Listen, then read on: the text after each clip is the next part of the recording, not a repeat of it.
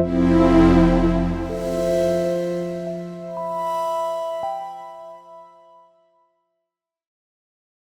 buenas tardes, sean bienvenidas y bienvenidos a a la Facultad de Ingeniería y Ciencias Adolfo Ibáñez.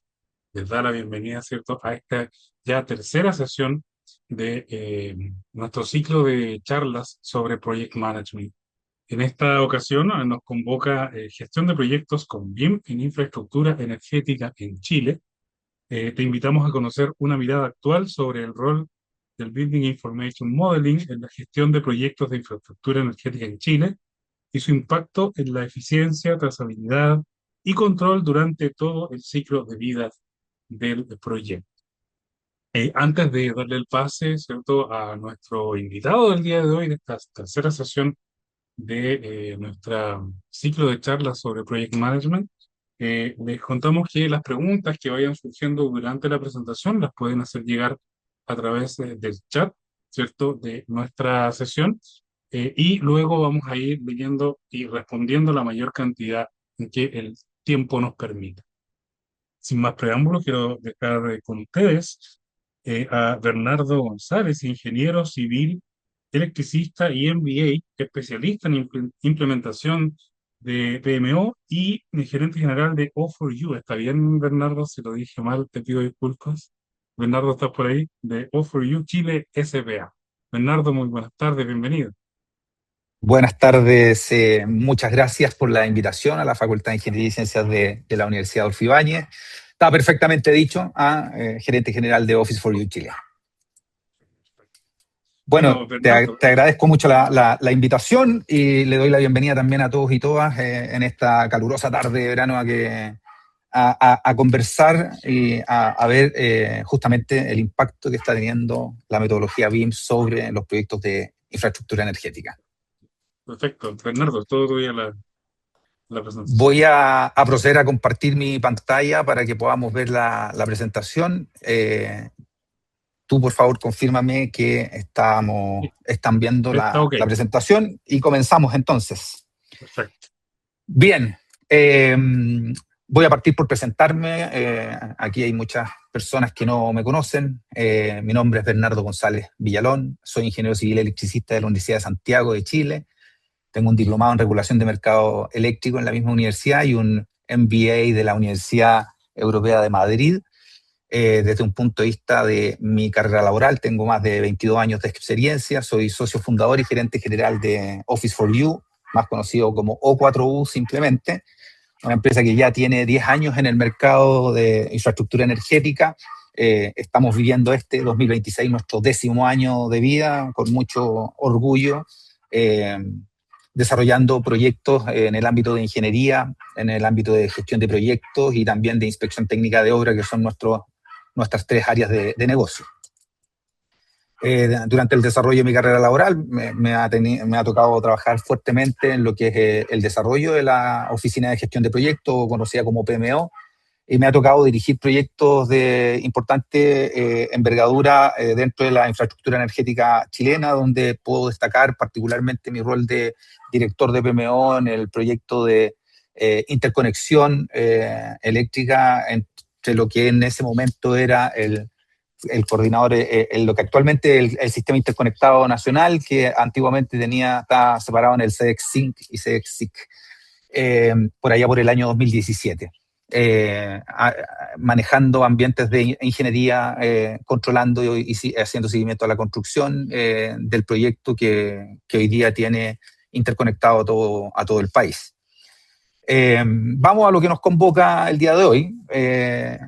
Particularmente, como sabemos que en esta invitación abierta hay personas que no están del todo familiarizadas con lo que es el mercado eléctrico chileno, me parecía que era importante hacer una pequeña introducción, una pequeña explicación de qué es el mercado eléctrico chileno, cuál es el ámbito y el ambiente donde se desenvuelve este mercado. Y en ese sentido es importante mencionar que el mercado eléctrico chileno se separa en 3 grandes áreas, que son la generación de energía, la transmisión de la misma y la distribución, que es la que termina por llegar con la energía eléctrica a nuestras casas. En Chile en particular, estas tres entidades o estas tres rubros están desarrollados por empresas privadas. Y aquí hay un dato que es bien importante mencionar para darle como la importancia que tiene el mercado eléctrico chileno en un estudio que hizo, que hace todos los años Bloomberg, ubica a Chile en el primer lugar a nivel latinoamericano y tercero a nivel mundial, por sobre incluso India, en el ranking de mercados emergentes más atractivos para invertir desde un punto de vista de las energías renovables no convencionales. Un ranking hecho sobre 140 países, por lo tanto es digno de tener presente lo importante y el rol o la ubicación estratégica que tiene Chile a nivel latinoamericano y también mundial. Eso hace que el mercado eléctrico chileno sea un mercado de alta importancia y relevancia para el desarrollo económico del país. Y vamos a hacer un poco de énfasis o un zoom in respecto de lo que son las áreas que componen el mercado energético. El área de transmisión, que hoy día, como les mencionaba al comienzo en la introducción, el ambiente es que tenemos un sistema interconectado central y único que fue creado a partir del año 2017, cuando, como les mencionaba, se conectaron los sistemas que estaban, por así decirlo, cortados, el sistema interconectado central que estaba hasta la subestación, más que subestación, le voy a hablar de zona, hasta la tercera región, perdón, hasta la cuarta región, en la zona de Vallenar, y teníamos un vacío, por así decirlo, interconectado hasta la región de Antofagasta. Lo que hizo este proyecto fue unir estos dos tramos con una línea de transmisión eléctrica de más de 600 kilómetros y que hoy día nos permite tener un sistema centralizado e interconectado. La generación en nuestro país en particular está con un proceso de descarbonización que ya es ampliamente conocido. Están gradualmente y progresivamente saliendo de la generación todas las generadoras térmicas, dando paso fuertemente a las energías renovables no convencionales, como lo son las eólicas, las fotovoltaicas, que, bueno, Chile, particularmente en el ámbito fotovoltaico, es una de las más destacadas a nivel mundial, como lo mencioné al comienzo. Y esto hace que estemos migrando y dirigiéndonos a una matriz limpia, a una matriz verde, dejando afuera todo el consumo de fósiles. No hago aquí una mención particular a la distribución, porque la distribución es un ámbito más domiciliario, es cuando la energía llega a nuestras casas, a nuestras universidades, colegios y trabajo. Y vamos a ver ahora gráficamente un poco para entender qué es el sistema energético chileno en un gráfico muy sencillo. Esto es, pueden visualizar acá, un proyecto eléctrico. Está básicamente compuesto por los tres ámbitos que les acabo de mencionar, que está la generación, la transmisión y la distribución. En el caso de la transmisión, que pueden ver acá, las fuentes de generación de energía, las fuentes de generación son diversas. Como les digo, existen las generadoras térmicas que están en franco retroceso y salida de nuestra matriz, pero que existen aún. Tenemos las hidroeléctricas, las fotovoltaicas, las eólicas, estamos incursionando en energía geotérmica. Hay un montón de variables respecto de las fuentes de energía, pero si tenemos que generalizar, estamos hablando de que la generación es donde básicamente, valga la redundancia, se genera la energía y la tenemos que procesar para poder llevar hasta nuestros hogares. Esta cajita roja que pueden ver acá ejemplifica lo que es una subestación elevadora. Una subestación elevadora tiene ese nombre porque en el ámbito de la energía no somos muy originales en los nombres, más bien somos simplistas. Nos gusta buscar que sea intuitivo el entender cómo funciona esto. La función de esta subestación es tomar la energía que está generándose acá abajo y es elevarla, no solo en lo físico, como se ve acá en en el diagrama, sino que elevar la tensión para poder hacer transmisiones por grandes longitudes de kilómetros y transmitir la energía eléctrica con menores cantidades de pérdida. El objetivo de esta charla no es entrar en detalles técnicos, a pesar de que me imagino que hay algunos concurrentes que tienen amplio conocimiento también en el sistema, pero también entiendo que hay gente que no conoce bien este mercado y por lo tanto no vale la pena entrar en tecnicismo en este momento.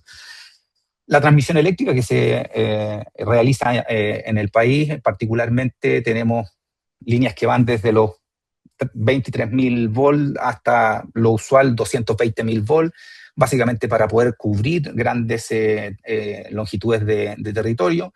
Y luego la energía tiene que llegar a una subestación que ahora lo que hace es reducir o bajar la tensión, es decir, toma la energía que viene a 220.000 volts, dentro de esta cajita roja suceden fenómenos eléctricos que hacen que bajemos la tensión y podamos llegar en esta, se me había olvidado ponerles aquí el detalle de la transmisión.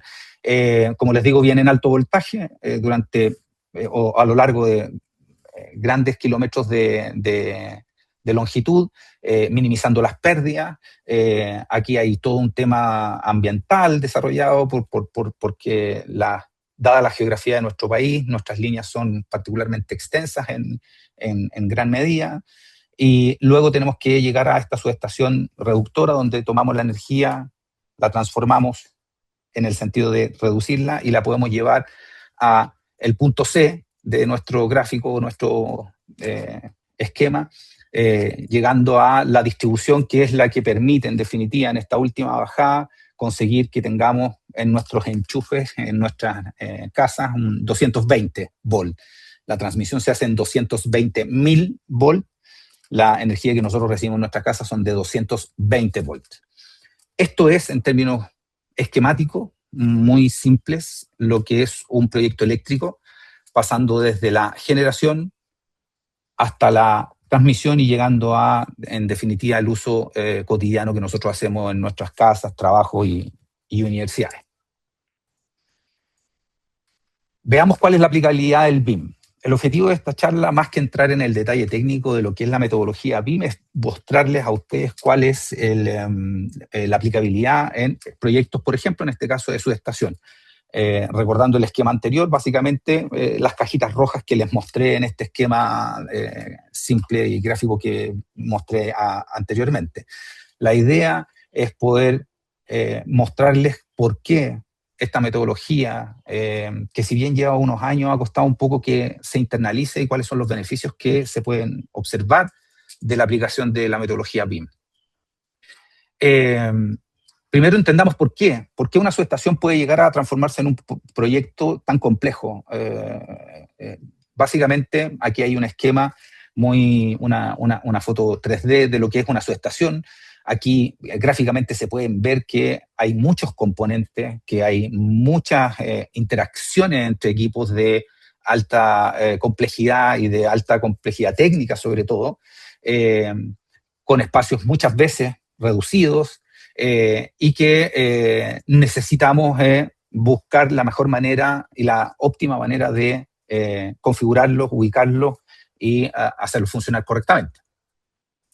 En ese contexto tenemos entonces, primero, que hay una alta densidad de equipo, hay muchos componentes, cada componente tiene que tener una conexión entre ellos, por lo tanto, para llegar a una conexión hay simplemente, valga la redundancia, conectores, hay un montón de detalles que una subestación, desde sus cierres perimetrales, por un tema de seguridad, desde un tema de distancias eléctricas, que luego lo vamos a conversar un poquito más en detalle, nos obligan y nos permiten la necesidad de poder implementar una metodología que nos permita minimizar las interferencias y los riesgos potenciales que tiene la construcción o la elaboración de un proyecto de este tipo. A diferencia de lo que algunos pueden pensar, un proyecto de subestación eléctrica o de energía es bastante multidisciplinario, no es solo un ámbito que interesa o donde solo intervienen ingenieros eléctricos, sino que tenemos multidisciplinarias áreas de interacción. Por ejemplo, la ingeniería civil, nuestros ingenieros civiles en el ámbito del mercado eléctrico son fundamentales. Todos los equipos que ustedes tienen, están mirando en esta foto, después los vamos a ver más en detalle, tienen que estar soportados sobre una fundación y sobre una estructura, siendo Chile un país con una condición sísmica tan especial, ¿no? Que todos sabemos, es el trabajo de nuestros ingenieros e ingenieras civiles son fundamentales para el desarrollo de una subestación. El trabajo de nuestra ingeniería civil lo que tiene que buscar es que ante los recurrentes sismos que tenemos y los sismos de gran envergadura que eventualmente suceden cada cierto tiempo, no nos tienen que asegurar el no desabastecer de energía eléctrica a la población, digamos, ¿no? Entonces, es muy importante el desarrollo del trabajo de la gente de ingeniería civil en el ámbito de energía. Luego tenemos a los ingenieros eléctricos, que si bien los ingenieros eléctricos pareciera que somos un único gran grupo de profesionales, tenemos ciertas especializaciones dentro, porque en un proyecto eléctrico tenemos que separar en dos ámbitos, usualmente así lo hacemos, la ingeniería eléctrica. Definimos o separamos la ingeniería eléctrica primaria para todos los equipos que son fundamentales, todos los equipos grandes, por así decirlo, para que se entienda, tienen que tener su propio análisis, su propio estudio de capacidades y el estudio de cómo interactúan para que pueda funcionar correctamente esta cajita roja que visualizaron al principio de la charla. Luego viene la ingeniería secundaria, que tiene que ver con el detalle más fino, por así decirlo, de la interacción de los equipos. Es decir, la interconexión entre los equipos, el comportamiento de los equipos, la seguridad de los mismos y lo que es fundamental, la información que nos pueden proporcionar los equipos, sobre todo porque muchas veces estas subestaciones están en locaciones bien remotas y por lo tanto hay que hacer un seguimiento del comportamiento de los equipos de manera remota y para eso se hace fundamental, por ejemplo, el uso de las fibras ópticas, el uso de poder hacer control y seguimiento de manera remota a los equipamientos y por eso es que en Chile tenemos centros de control que están centralizados, valga la redundancia, y que pueden estar monitoreando y controlando las subestaciones, aun cuando estas están en ubicaciones bastante remotas. Y por último, me parecía importante mencionar, acá se puede ver, después insisto, lo vamos a ver un poquito más en detalle, pero se puede ver que aquí hay mucha estructura metálica. Aquí en una subestación eléctrica hay mucho fierro, por así decirlo. Y al igual que nuestro desarrollo de ingeniería civil, hay que hacer profundos estudios y análisis del comportamiento sísmico que pueden tener nuestras estructuras. Primero, porque tienen que soportar equipos que tienen dimensiones y pesos importantes y que en su conjunto tienen que tener un comportamiento lo suficientemente seguro para no desabastecer de energía a la población. En enero del 2025 salió una nueva normativa para el desarrollo de proyectos de energía que contempla mayores niveles de severidad para el análisis civil estructural que deben cumplir los equipos de alta tensión para poder funcionar y ser instalados en el país. El punto 3 es básicamente lo más relevante que tiene que ver con la seguridad, por eso puse ahí explícitamente que no es negociable. Esto es sumamente importante porque hay distancias eléctricas. Para quienes no son eléctricos puedan entender que hay los equipos eléctricos no solo administran o manejan energía eléctrica dentro de sus componentes, sino que generan ciertos campos magnéticos y que tienen que estar regulados para no afectar la seguridad de las personas. Pero la ingeniería eléctrica es tan estricta y severa, por así decirlo, que cualquier falla milimétrica en las distancias podría el día de mañana ocasionar un accidente que en el caso de los desarrollos de proyectos eléctricos, normalmente, lamentablemente, nos llevan a fatalidades, porque estamos hablando de miles de volts, es lo que les mencionaba al principio, la transmisión se hace a 220.000 volts, cuando la tensión se baja a 23.000 volts, y lo que tienen que dimensionar ustedes es que en los enchufes y en los interruptores de sus casas, la energía eléctrica es de 220 volts. O sea, una descarga eléctrica en una subestación normalmente puede llevarnos a una fatalidad evidentemente no deseada. Por eso es que la seguridad es tan crítica, y administrar la seguridad a las distancias y el cumplimiento de esas distancias eléctricas reguladas por norma en Chile es fundamental y se hace importantísimo de controlar durante la fase de ejecución de un proyecto de esta naturaleza.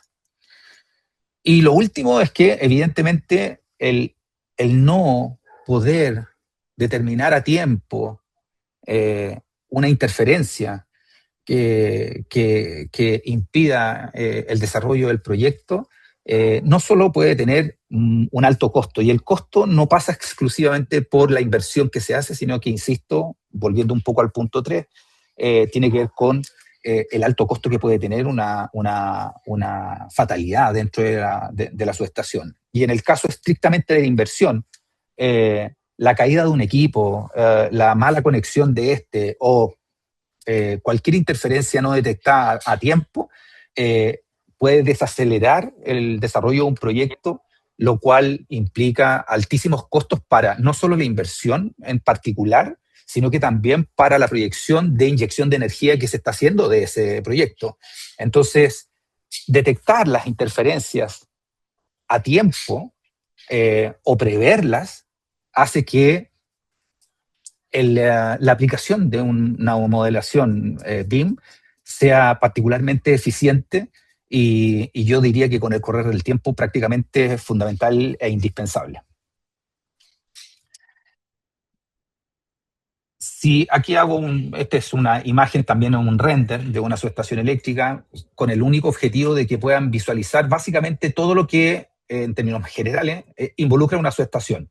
Desde las fundaciones de cada una de las patas que soporta la estructura, que a su vez soporta el equipo, que a su vez va conectado a otras estructuras donde hay barras que permiten hacer toda la transacción eléctrica, por así decirlo, entre los equipos, y que permita que la subestación, como esta caja roja que les mostré al comienzo, funcione correctamente, hace que uno visualice las múltiples interferencias que también puede encontrarse en el desarrollo de un proyecto y cómo debe ser lo suficientemente bien estudiado para minimizar estas interferencias. Entonces, cuando hasta hace un tiempo atrás solo se desarrollaban los proyectos en 2D, con planos de AutoCAD, normalmente se tenía que apelar a la, comillas, imaginación y experiencia de los proyectistas e ingenieros para visualizar qué problemas podrían existir a la hora de desarrollar el proyecto. Todo eso con el BIM cambia absolutamente, porque ahora ya no debo imaginar, ya no es necesario prever una interferencia, sino que las puedo visualizar, las puedo hacer tangibles, y al hacerlas tangibles también puedo hacer tangible la toma de medidas preventivas para evitar llegar a una etapa de construcción del proyecto para encontrarse con un problema, sino que nos permite visualizarlas con anticipación y, por lo tanto, nos permite, insisto, tomar acciones que hagan que el presupuesto, desde un punto de vista no solo de la plata, sino que del presupuesto en términos de tiempo y plazos de desarrollo del proyecto, se ejecute en forma de acuerdo a lo proyectado. Hay un ciclo de vida natural para la aplicabilidad de la metodología en un proyecto de energía, y esto habla de que en una fase 1 hay que hacer un diseño y la ingeniería asociada al modelo del proyecto que se está queriendo buscar. En esa etapa es cuando nosotros, aplicando la metodología BIM con sus modelos 3D, es donde podemos hacer detección de interferencia, porque se hacen desarrollos de proyectos paralelos. La metodología BIM, si bien entrega una estructura, algunos de ustedes o la mayor parte de ustedes ya ha leído algo respecto del BIM, pero al final la metodología BIM es bien particularizable, es bien adaptable, solo entrega directrices de tal manera de que se puedan cumplir la etapa. Las herramientas en particular o la forma en que se cumplan son muy particularizables, insisto en ello, pero no así la esencia en sí misma de la metodología. Y de eso estamos hablando ahora, de la esencia de la metodología, en particular donde se hace detección de interferencia, donde se unen los distintos modelos de tal manera de ver cuáles son las interferencias. En metodología BIM se habla de colisiones, porque básicamente es donde chocan ciertas las distintas disciplinas y cómo efectivamente se encuentran soluciones para esas colisiones, ¿no? Y siempre, como lo menciono ahí claramente, siempre teniendo por delante la validación de la seguridad. En cada uno de los modelos, tanto civil, eléctrico, estructural, se deben ir haciendo la validación de cumplimientos de las normativas de seguridad que son fundamentales por lo que les mencionaba al principio, básicamente porque cualquier evento que exista en términos de accidentabilidad en un proyecto, insisto, puede llegar a una fatalidad, lo cual es sencillamente inaceptable. El hacer y el aplicar la metodología, el poder hacer el cruce de los modelos, el poder analizar de manera previa a la construcción de las interferencias, nos va a permitir tomar medidas de mejor calidad de resolución y por lo tanto podemos llegar a desarrollar un proyecto, insisto, limpio, sin grandes sobresaltos ni sorpresas en el diseño. Esa es la etapa 1. Luego tenemos que irnos a la fase constructiva, es decir, cuando empiezo a desarrollar y construir propiamente tal el proyecto. ¿Cómo aplico el BIM? Bueno, una vez desarrollada la ingeniería desde una modelación de 3D con la metodología BIM, podemos llegar a tener un nivel de control aún mayor de los pasos a pasos que nos permiten desarrollar con éxito el proyecto. Una planificación en 4D. Entendemos que el 3D es un modelo 3D donde me permite visualizar. Les voy a mostrar un ejemplo un poquito más adelante. Pero hecho ya el modelo, podemos hacer una planificación 4D, que es decir, asignarle tiempo a cada una de las tareas que nosotros estamos visualmente viendo que se tienen que construir, generando una secuencia constructiva, lo cual permite además asegurar no solo la seguridad del funcionamiento de la subestación, sino que también la seguridad durante la fase de ejecución de los proyectos, la cual es fundamental, porque cuando uno tiene una secuencia de construcción bien establecida, el control que pueden hacer las inspecciones técnicas de obra y los responsables de seguridad y todos los involucrados en el control de la construcción permiten hacer y garantizar o acercar al éxito absoluto la no accidentabilidad en el desarrollo del proyecto y además hacerlo en tiempo, que es muy fundamental, porque en definitiva eso tiene que ver con el costo para el inversionista. Luego podemos llegar a la cubicación, que es el área tal vez más sensible para el inversionista, y hablamos del 5D porque en el fondo a toda la estructura del modelo 3D, que después le asignamos le dimos una asignación de valor de tiempo, ahora también le podemos asignar un valor y un costo. Podemos asignarle un costo no solo a los objetos, al equipo X o a la estructura X o a la cantidad de metros cúbicos de hormigón de una fundación, sino también podemos asignarle costos a cada trabajo en términos de tiempo, porque si sabemos que una fundación X determinada se va a construir en 5 días con una cuadrilla de 5 personas, uno puede empezar a hacer un zoom in en el análisis de costo del desarrollo de un proyecto que le permita al inversionista tener súper claridad respecto de cómo va a poder asignar su presupuesto. El resultado de llevar la planificación 4D o las ubicaciones 5D, que tenemos una obra que es muy trazable, que es muy medible en el tiempo y es muy controlable. Eso permite a su vez también poner atajo de manera más oportuna a las desviaciones que eventualmente se puedan producir por factores climáticos, por factores humanos, porque simplemente se pensó que el rendimiento de la gente iba a ser distinto al que en lo efectivo está haciendo. Se pueden tomar decisiones mucho más asertivas, permitiendo eso llevar un control del presupuesto de mucho mejor manera. Ya diseñamos, ya construimos, ¿qué podría quedar? Bueno, la fase 3 puede llegar a transformarse en una de las más importantes para el ejercicio del proyecto de energía. Es cuando el proyecto se le traspasa a la gente de operación y mantenimiento, y la operación y mantenimiento puede, a través de la modelación o la metodología, perdón, BIM, llevar una gestión de activos mucho mejor. Hasta hace un tiempo atrás, cuando un proyecto se desarrollaba, se tenían que, y hasta el día de hoy, ¿ya? Se desarrollan planos as-built, es decir, tal como lo dice su nombre, el plano de cómo quedó construido, porque una cosa es proyectar, otra cosa es cómo quedó realmente. Bueno, con la metodología BIM y con el modelamiento 3D se abre un nuevo concepto que es el gemelo digital. El gemelo digital es el equivalente a las build, pero ahora con una modelación en 3D que además le permite a la área de operación y mantenimiento hacer mantenimientos mucho más eficientes e inteligentes. ¿Esto por qué? Porque en el fondo, al tener el modelo, las personas responsables de operación y mantenimiento, acercándose a un equipo en el modelo, que se los voy a mostrar como ejercicio, van a poder ver cada cuánto tiempo hay que hacerle mantenimiento o qué tipo de mantenimiento hay que hacerle. Pueden registrar todo el historial de fallas que ha tenido. Normalmente una subestación tiene un ciclo de vida de entre 20 a 30 años.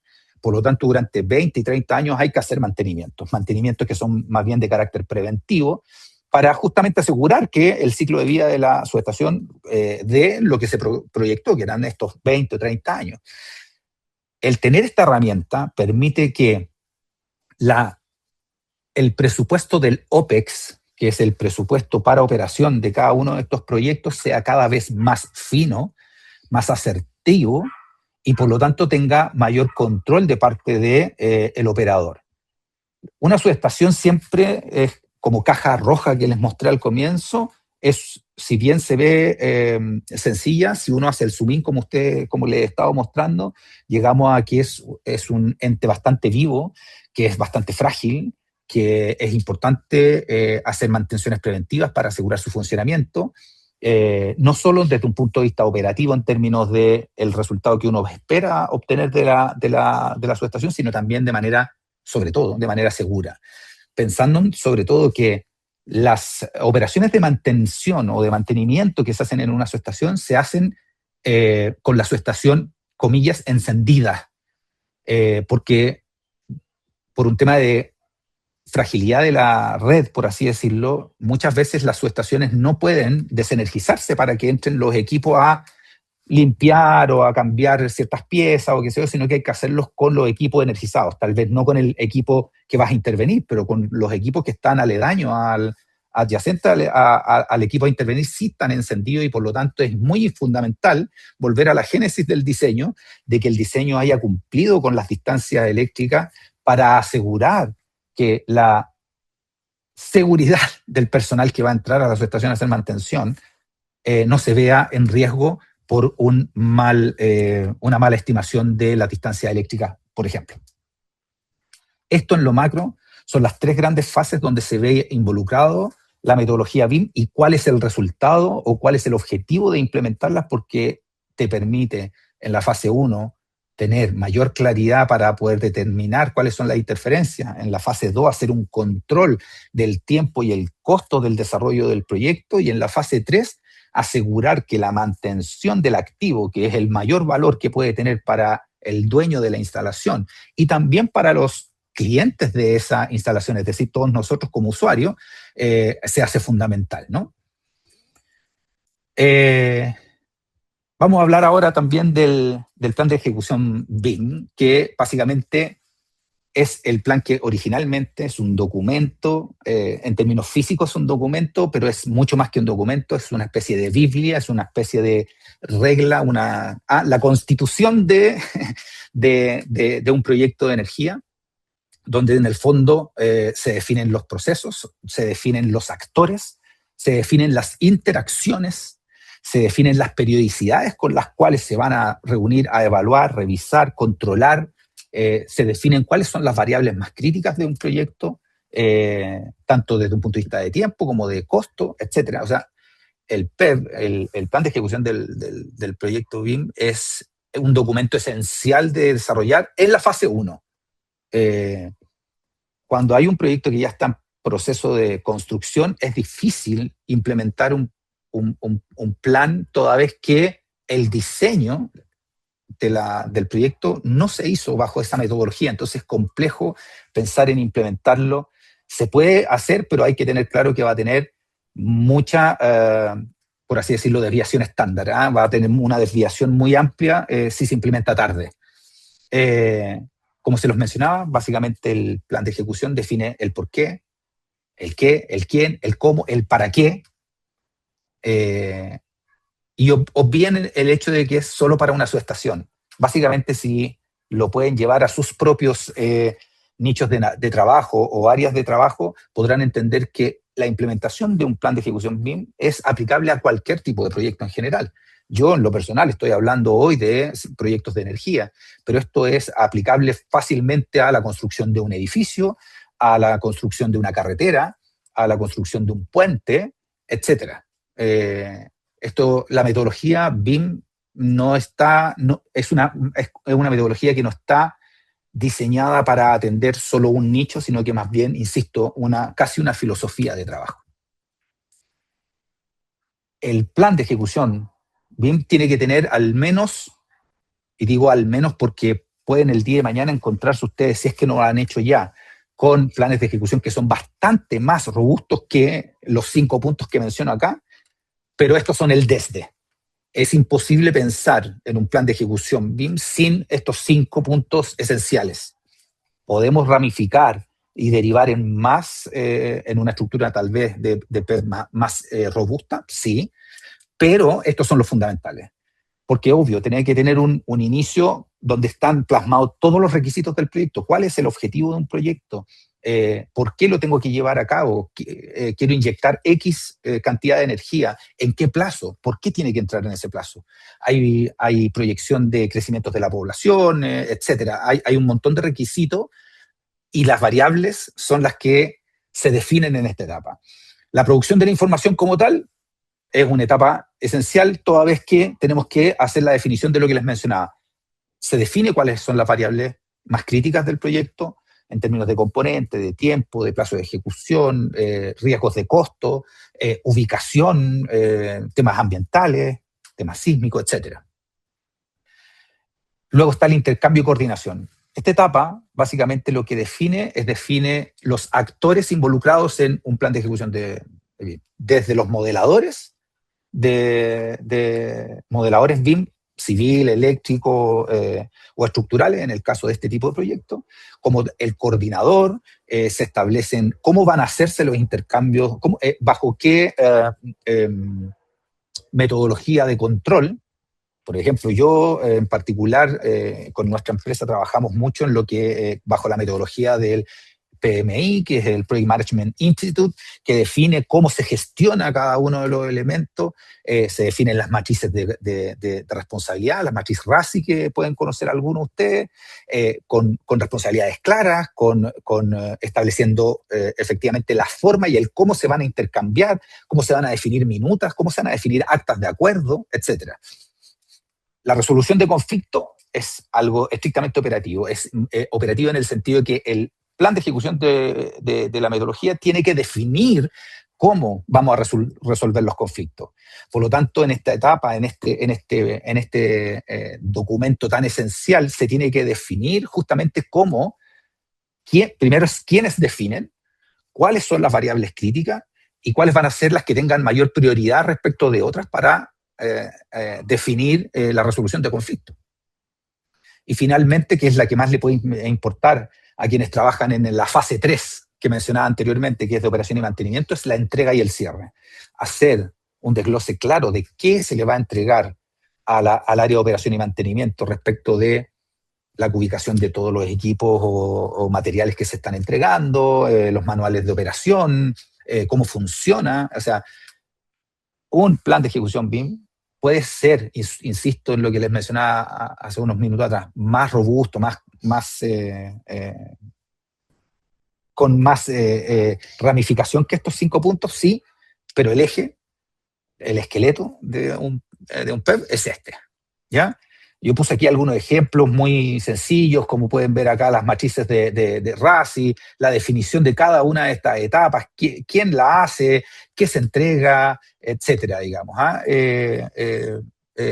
hay muchos modelos, por así decirlo, formatos, yo no diría modelos, formatos de planes de ejecución BIM, sí, eh, pero en el fondo, insisto en hacer énfasis en que la estructura central de cualquier plan de ejecución BIM tiene que llevar al menos estos 5 requisitos o estos 5 áreas de desarrollo. Les quiero mostrar rápidamente un proyecto de subestación existente. Este es un modelo 3D de una subestación existente. Yo espero que sigan viendo mi pantalla porque me voy a mover a mostrarles un proyecto de lo que es un modelamiento 3D de una subestación real. Quiero ocultar esto, ahí sí. Esto es una subestación real, está en la sexta región. Es una subestación que hemos desarrollado nosotros la ingeniería. Y aquí pueden ver, el objetivo de mostrarles es un poco hacerles la bajada respecto de todos los beneficios que me permite tener un modelo 3D desde un punto de vista de la interferencia. Yo puedo llegar a hacer un zoom real en 3D a un nivel tan amplio como que yo puedo llegar a definir un tipo de conector y ver cuántos pernos tiene. Yo puedo definir o ver in situ cuál va a ser la tensión que van a tener los conectores de un equipo a la barra, por ejemplo, o a otro equipo. Yo puedo llegar a ver, por ejemplo, lo que se vería desde un punto de vista de la fundación de un equipo, pero me permite incluso visualizar la fundación en su definición bajo tierra, de tal manera que yo puedo proyectar no solo lo que no solo un plano 2D me permite ver, porque un plano en 2D me permite ver solo esto, sino que este, este modelo 3D me permite, lo estoy mareando a todos, nos permite ver en detalle incluso el tipo de excavaciones que nosotros tenemos o podemos hacer. Desde un punto de vista de la operación, si yo voy a un equipo en particular, yo puedo cargar todas las detalles del equipo. Este es un interruptor que tiene un tag o un label definido. Nosotros podemos cargar todos estos datos, en este en particular, porque no era parte del alcance del servicio, no lo hicimos, pero uno puede poner incluso el costo, cargar el costo que tiene ese equipo, qué restricciones tiene, los volúmenes, o sea, el nivel de detalle al que se puede alcanzar con la modelación 3D permite no solo ver una subestación en su completa dimensión, sino que les vuelvo a insistir, llegar al detalle de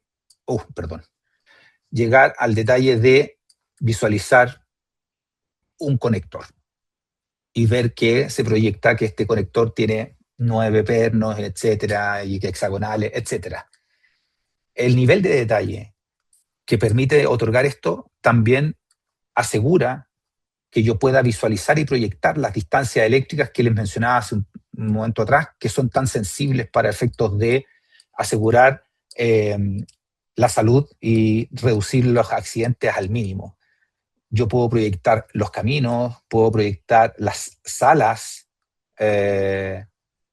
las torres. O sea, de verdad, ya no necesitamos, como lo dije en alguna parte de la presentación, que nuestro proyectista y nuestro ingeniero tenga mucha experiencia y que tenga una gran capacidad de imaginación, porque ahora nosotros simplemente podemos verlo. Y lo último, para no quedarnos en esto, es que además este tipo de planos a mí me permite hacer algo que es simplemente fantástico, y es que yo puedo descomponer, voy a hacerle un zoom a esto para que se entienda mejor, pero yo puedo descomponer la subestación a cada elemento que la forma. Si yo puedo hacer esta descomposición, significa entonces que yo puedo asignarle valor, tiempo, y puedo tener una cubicación absolutamente exacta de todo lo que necesito, de cada uno de los, como decimos en la jerga, chicotes de conexión o cada conector.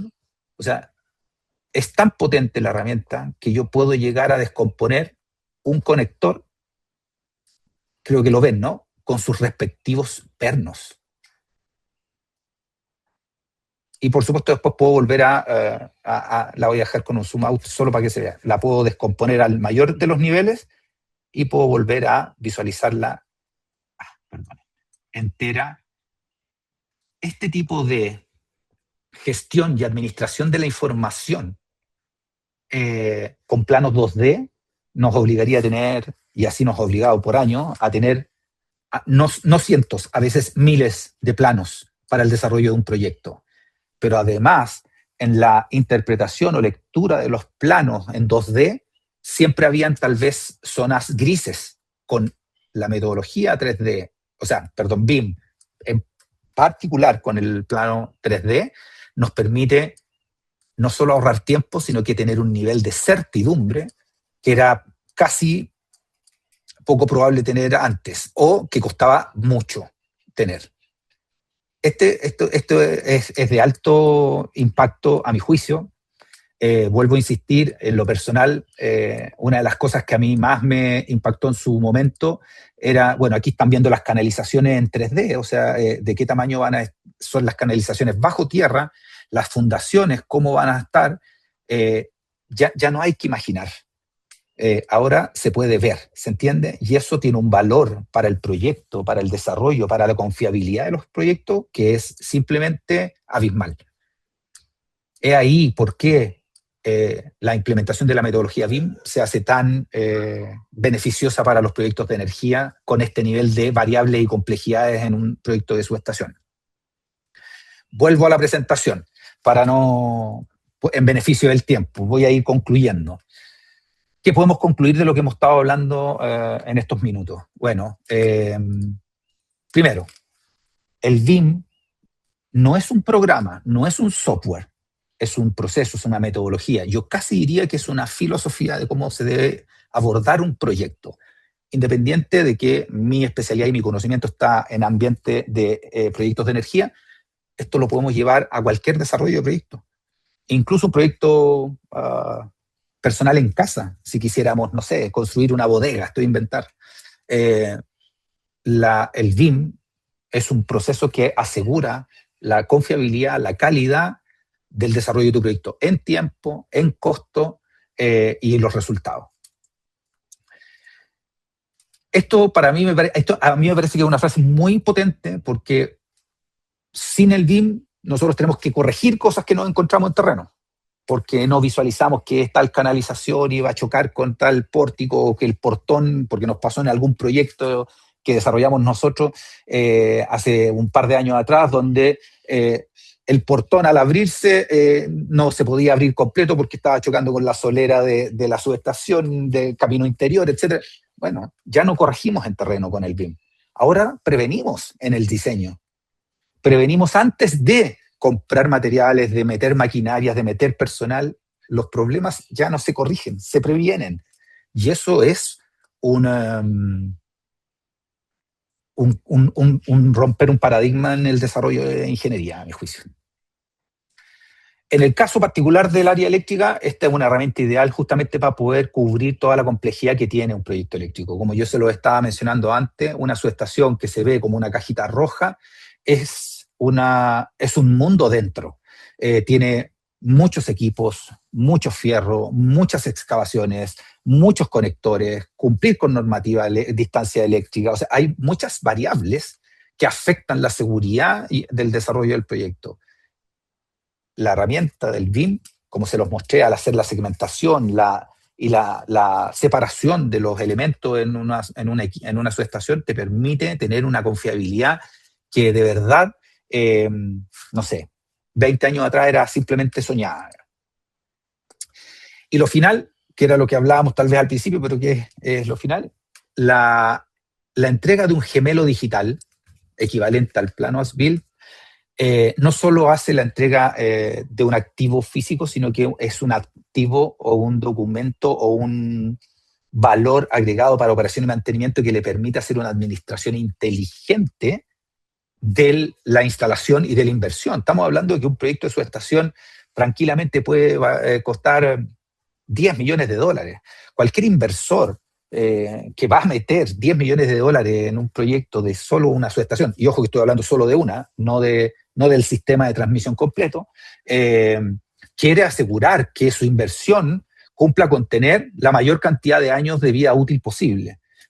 La aspiración siempre es llegar al menos a los 40 años. En Chile, usualmente las subestaciones tienen esa proyección de vida útil.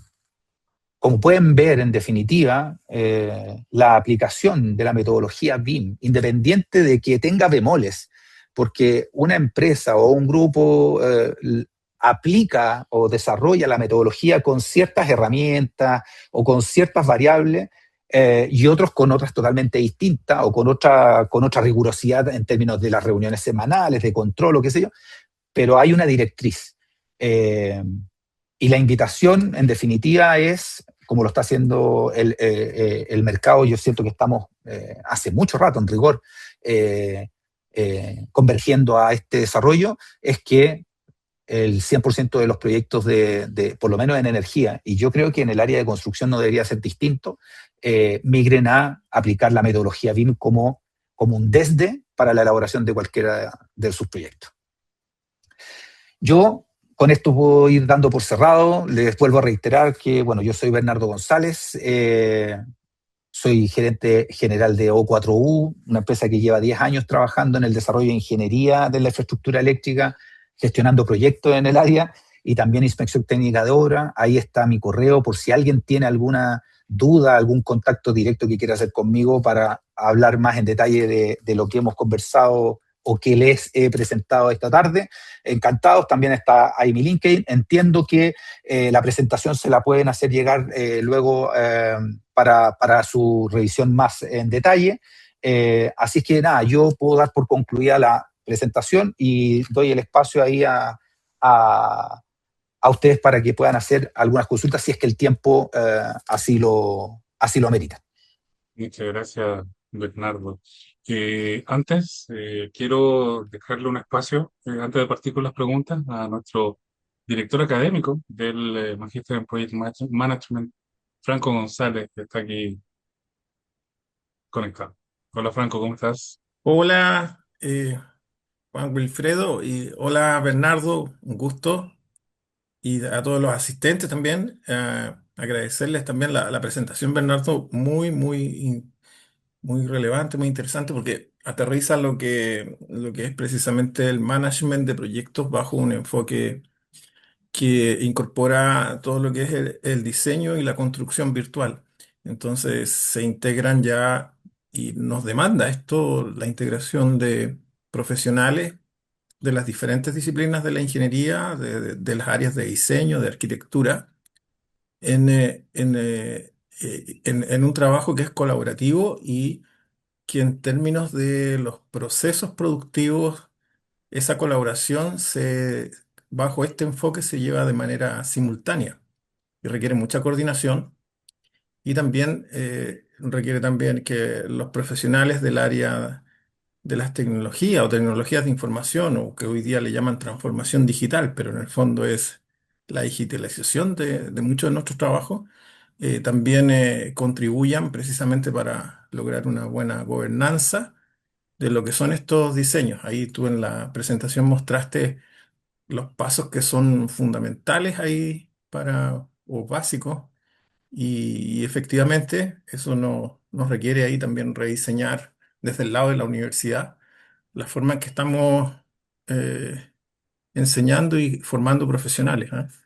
Así que yo agradezco la presentación, es buenísima. Así que, y estamos trabajando precisamente en desarrollar un diploma conducente precisamente al management de proyectos bajo el enfoque BIM en la Universidad Adolfo Ibáñez. Y precisamente esta presentación forma parte de eso, al igual que dentro del programa del Magíster en Project Management tenemos unas asignaturas que nos dan el primer impulso para mostrar cómo desde la dirección de proyectos que establece el PMBOK, el Project Management Institute, y los estándares en términos de gestión de proyectos, por el lado de la agilidad y por el lado de los proyectos tradicionales. También está esta otra línea que tiene que ver con los proyectos de infraestructura y el manejo principalmente de la gestión de proyectos BIM, bajo un estándar también que es la gestión de la información de la 19650, que son claves. Así que, bien, yo no sé ahora eso, Bernardo y Juan Wilfredo, si pasamos a las preguntas, ahí tú, Sí, pero yo me quedo con esa, me quedo bien, bien, bien contento, feliz, muy buena. mira, tenemos dos preguntas en el chat, pero también quiero dar la posibilidad si alguien quiere activar su micrófono, hacer la pregunta directamente, se lo hacemos más dinámico. Manuel Alejandro Herrera tiene ahí la mano levantada. Eh, Hola, ¿qué tal? No sé si me veo por ahí. Sí, debes. Bueno, primero que todo, saludar a Bernardo, saludar a todos, ¿ya? Agradecer la tremenda cátedra que nos acaba de dar don Bernardo ahí. Bueno, a todo esto he tenido el gusto y el placer de poder trabajar con él, con su equipo, con U4U, ¿ya? Eh, Alejandro Herrera por acá, ingeniero industrial.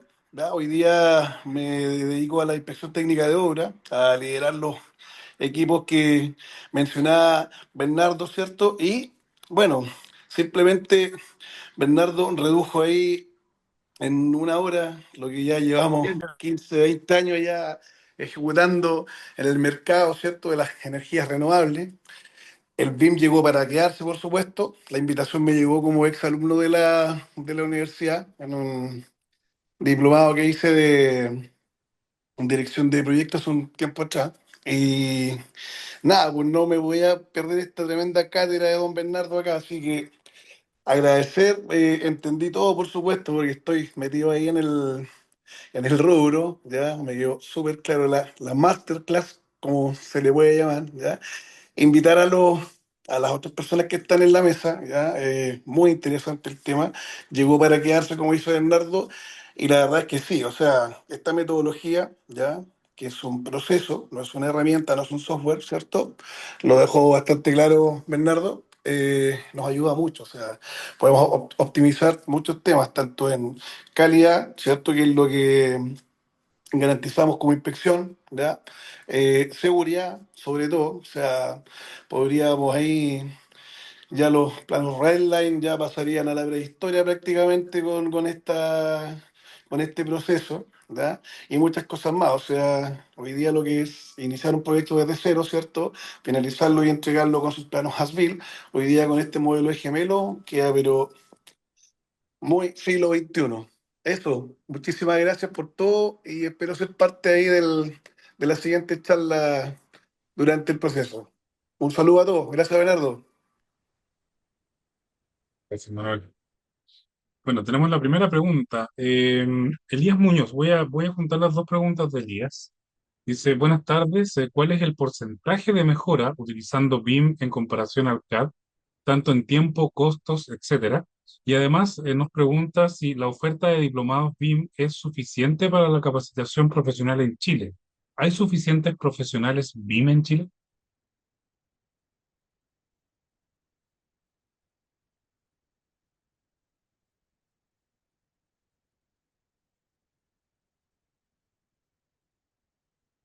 Está muteado, Perdona, sí, Alex.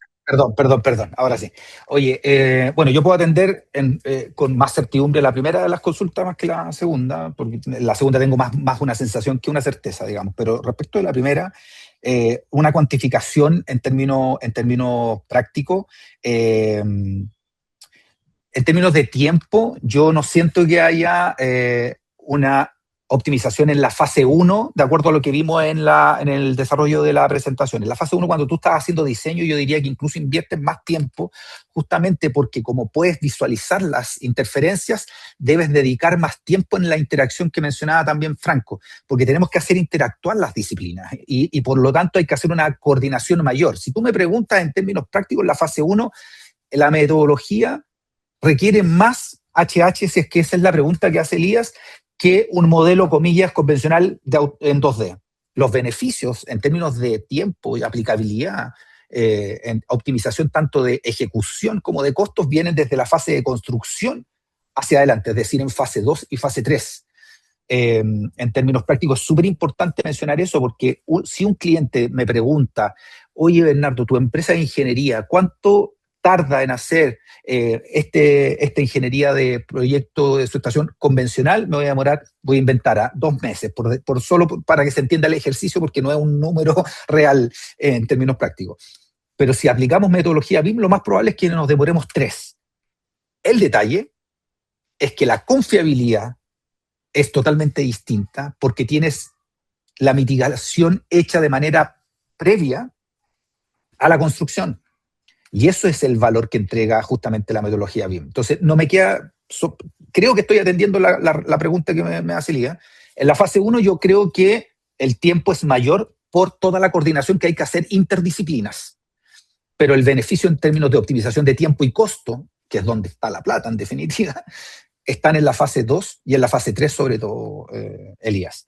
Y respecto a, por lo que recuerdo, mencionaba si habían la suficiente cantidad de profesionales desarrollando o preparados para BIM, yo creo que estamos en un franco proceso de llevar ese número a la mayor cantidad posible, y por eso la universidad está haciendo no solo estas charlas y estos diplomados, porque en definitiva lo que queremos buscar es que el desarrollo de los proyectos en el ojalá mediano plazo y por supuesto en el largo plazo sean cada vez más confiables. Confiables tanto, insisto, desde el punto de vista de la inversión como desde el punto de la seguridad y después de la aplicabilidad. Yo no sé si Franco tal vez tendrá una opinión un poquito más acabada respecto de esa parte de la pregunta. Bueno, sí, gracias Bernardo. Mira, desde el punto de vista de si hay suficientes profesionales BIM en Chile, no, no los hay. Y de hecho, para formar un cuerpo académico que nos permita integrar lo que es la gestión de proyectos, o sea, tener las nociones, el conocimiento, la experiencia en Project Management, y además de eso, entender los procesos de transformación digital o la industrialización que se está llevando a cabo en lo que es construcción e infraestructura, son temas complejos y o sea, es difícil conseguirlo. Y si tú analizas, tiene que ver en la base y hay que hacer geográficamente en las universidades, arquitectura, construcción, ingeniería, están todas separadas y son disciplinas que al momento de trabajar en una empresa, en una organización que se dedica a hacer proyectos, requiere profesionales que logren trabajar coordinadamente esas diferentes especialidades o disciplinas que tienen.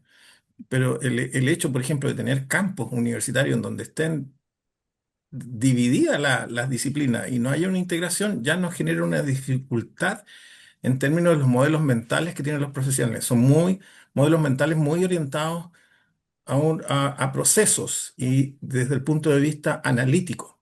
Y aquí lo que se requiere es tener modelos mentales de profesionales que vean un enfoque sistémico de lo que es la gestión de infraestructura, incluyendo lo que es el diseño y construcción virtual. Y el diseño y construcción virtual, o sea, pasar de los planos 2D con todas las ingenierías, pasarla a 3D y verla virtualizada es una cosa compleja. O sea, ¿quién lo lidera esa? Tenemos arquitectos, tenemos constructores, tenemos ingenieros de las diferentes disciplinas, hidráulica, estructurales, mineros. Entonces, esa parte es compleja. Entonces, lo que se requiere es volver a la universidad y formar profesionales que tengan esta visión sistémica y logren integrar todos estos temas. Y además de eso, hay que incorporar los desafíos que tienen que ver con la sostenibilidad y también lo que significa los gemelos digitales que van a permitir que las mantenciones sean hechas en forma digital, remota. O sea, son lo que se habla de infraestructura inteligente o infraestructura, digamos, que está administrada de acuerdo a cómo fue diseñado virtualmente y con los dispositivos tecnológicos que te permiten determinar cuándo alguna de las componentes hay que hacerles mantenciones. En minería estamos viendo ahí caso de que hay que hacerle mantención a los molinos y colocan dispositivos hoy en día. Pero piensen ustedes esos mismos molinos, esa misma infraestructura, diseñada de manera virtual, construida de manera virtual, probada, simulada en un gemelo, te va a determinar los planes de mantención.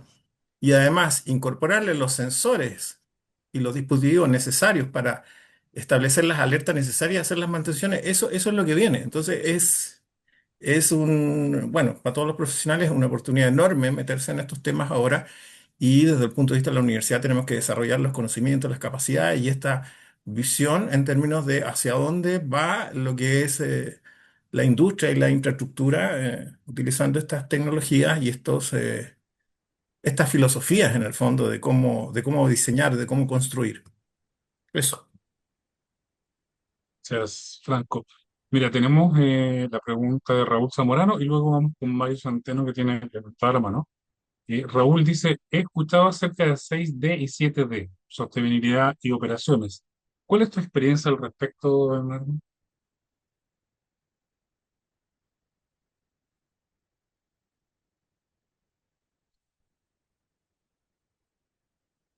Perdona, yo no sé si me escuchan, pero justo tuve un lapsus de internet. ¿Me puedes repetir la Sí, pregunta si es que te se repito la me... pregunta. Dice, he escuchado acerca de 6D y 7D, sostenibilidad y operaciones. ¿Cuál es tu experiencia al respecto? Ya, mira, si tuviéramos que asignar a las tres fases que mostré durante la presentación la estructura del BIM, tenemos que en la fase 1 hablamos del 3D, donde hacemos el modelamiento 3D. En la fase 2 hablamos del 4D y el 5D, es decir, la valorización de tiempo y también de costos. 6D y 7D, que efectivamente hablan de sostenibilidad de programación, tenemos que efectivamente atañen a la etapa 6, o perdón, a la fase 3, donde el 6D y el 7D, tal como recién lo estaba mencionando Franco, tiene que ver con cómo hacemos que la mantención preventiva sea más eficiente, remota, digital, cómo el 6D hace el análisis de sustentabilidad de los equipamientos y puedas hacer un seguimiento más acabado del ciclo de vida, de la vida útil que hablaba durante yo la presentación, de tal forma de hacer eficiente y más asertiva y no perder recursos en el mantenimiento preventivo que se hace anual o programado.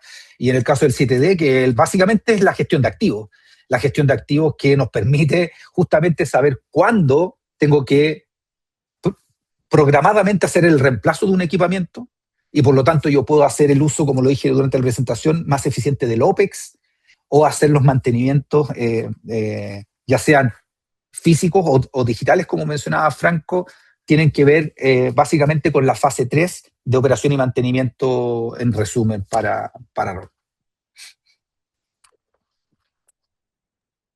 Perfecto. Le damos el paso entonces a Mario Centeno. ¿Tiene levantada la mano ahí? Perfecto, muchas gracias. Bueno, buenas tardes a todos. Muchas gracias, Bernardo. Muy, muy buena la presentación y bueno, gracias a la universidad también por darnos la posibilidad de poder acceder a este tipo de conocimiento a la vanguardia. Bernardo, yo te quería hacer una pregunta. Bueno, mi nombre es Mario Centeno. Actualmente trabajo en la Corfo. Bueno, me toca estar muy metido con los temas del desarrollo de la industria de hidrógeno verde allá en Magallanes. Y bueno, seguramente ahí todos han visto que la contingencia ha llevado en el fondo a que esta industria está pasando por una serie, ¿cierto?, de procesos, de algunos problemas de competitividad, etcétera. Y bueno, ahí te quería preguntar, Bernardo, porque nosotros efectivamente en Magallanes uno de los grandes dilemas que tenemos con la industria de hidrógeno verde, con su desarrollo, es justamente que el desarrollo de estos proyectos de gran escala tienen un problema con su CAPEX, ¿cierto? En el fondo el CAPEX del proyecto están siendo muy, muy caros. Y hay todo un cuestionamiento, un desafío, ¿cierto?, con cómo los proyectos de gran escala eficientan su infraestructura a través de sistemas de infraestructura compartida entre proyectos de gran escala e incluso a través quizás de la participación de infraestructura por parte del Estado. Yo ahí te quería preguntar, Bernardo, ¿cómo este tipo de metodologías, BIM, ¿cierto?, entran a trabajar este tipo de modelamientos o pueden ayudar a que los proyectos bajen el CAPEX de sus inversiones, ayudar también a que la eficiencia y la inversión por parte de la construcción en sistemas portuarios, carreteras, del Estado, etcétera, como una visión integrada, ¿cierto? Nos permita a Magallanes quizás ir a buscar esa industria del hidrógeno verde, poder competir ojalá en el corto plazo o en el mediano plazo con esta industria y obviamente que los proyectos se puedan materializar. ¿Cómo ves tú la entrada de estas metodologías, ¿cierto?, en este escenario de optimización? Eso, muchas gracias, Bernardo, y gracias también a la universidad, obviamente, por este espacio. Oye, yo creo que, gracias por la pregunta, Mario. Yo creo que cae como por default la respuesta. ¿En qué sentido? En que yo creo que justamente yo hice una presentación asociada al mercado energético y cómo tenías multidisciplinas y cómo interactuaban esas disciplinas. Pero cuando tú tienes un megaproyecto, donde tú puedes segmentar los proyectos, donde después puedes integrar los proyectos, un proyecto de hidrógeno verde tiene un proyecto asociado a la generación, a la transmisión, como tú muy bien dijiste, a la infraestructura portuaria, al transporte. O sea, ¿cómo una mega inversión de esa naturaleza tú la puedes hacer eficiente cuando tú dejas de imaginar las interferencias o las problemáticas, sino que las puedes hacer más tangibles? La única forma, o sea, ¿cómo conversan? Este tipo de desarrollo, metodología o filosofía de trabajo vienen, pero como anillo al dedo, a estos megaproyectos, porque te hacen reducir de manera brutal los costos, los tiempos y las inversiones. O sea, en definitiva, justamente para proyectos de esa complejidad, cuando tienes múltiples variables, múltiples subproyectos dentro del desarrollo, viene perfecto porque las interferencias entre cada una de las áreas, el portuario con el sistema de generación, con el sistema de transmisión, con el de transporte, etcétera, permite hacer reducir las zonas grises prácticamente a cero si el proyecto está bien modelado justamente en cada uno de sus áreas. Yo creo que el paradigma se rompe si se entiende que es mejor hacer una confiable y más fuerte inversión al comienzo para asegurar el desarrollo del proyecto y hacer eficiencias tanto de tiempo, plazo y costo durante su ejecución. Yo creo que eso es fundamental. A mí me parece que para proyectos como el que tú estás mencionando para la zona de Magallanes, la implementación de la metodología para mí es casi un desde, entendiendo el beneficio que te trae, justamente porque tienes muchas interacciones por distintas disciplinas, áreas y subproyectos. Excelente, Bernardo. Muchas gracias por la respuesta. No, encantado. No tenemos más preguntas en el chat. No sé si alguien más quiere tomar la palabra.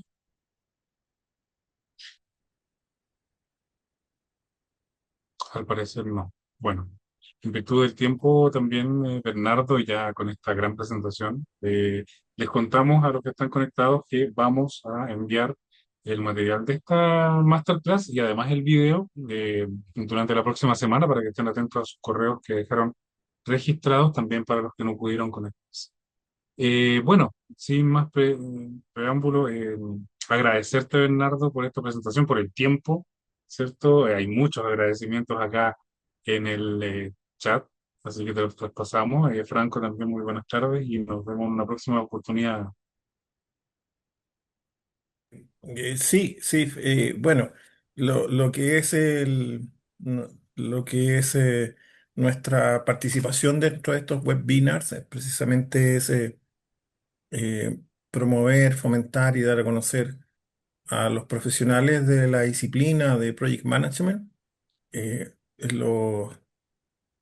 hacia dónde vamos como profesionales en dirección de proyectos, generar el espacio para que vean ustedes las posibilidades de desarrollar su carrera. Aquí el tema de la gestión de proyectos bajo un enfoque BIM es una oportunidad enorme para desarrollarla y tenemos que desarrollar esas capacidades y los profesionales tienen que ponerse ahí las pilas para, o sea, ponerse las ganas y alinear sus objetivos profesionales de desarrollo profesional y de mejora precisamente con las tendencias que vienen, que ya no son tendencias, son hechos reales y yo creo que estamos atrasados.